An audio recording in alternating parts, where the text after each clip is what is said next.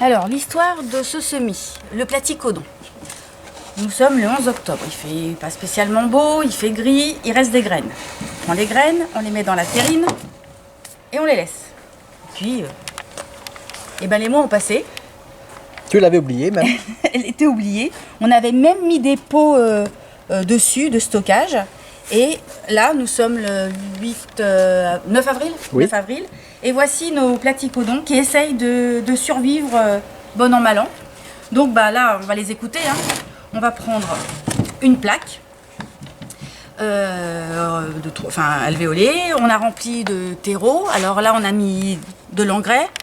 Il y a de l'engrais à libération lente, mais peu importe. Le système racinaire, depuis le mois d'octobre, est largement fait. Et on va leur faire plaisir. On va les rempoter. On va les repiquer. Voilà le système racinaire.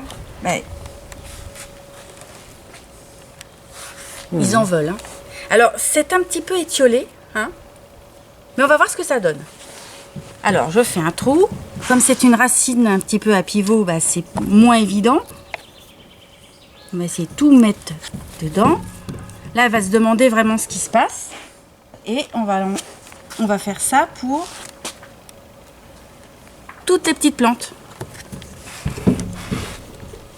Et nous allons découvrir ensemble ce que ça donne.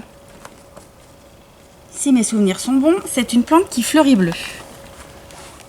Ce sont des graines que j'ai récupérées dans mon jardin. C'est une plante vivace. Et on vous en dira plus après, au fur et à mesure du développement. En tous les cas, Ouais. elle en veut. Parce que vraiment, elle a été oubliée. Comme quoi. Elle a même deux départs, celle-ci. Alors, il faut bien faire attention quand on utilise le bâton comme ça et qu'on applique. Là, par exemple, elle est cassée. Ouais, donc, ça sert à là, c'est rien. cassé. Voilà, il faut bien aller chercher. Bon, c'est pas si fragile que ça. Il y a des casses, voilà. Là, c'est un peu emmêlé.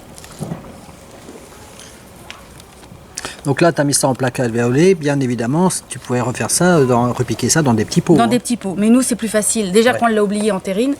Si on dissémine nos petits pots à droite à gauche. Et voilà, celle-ci. Et il n'y a plus rien. Donc, on va la suivre.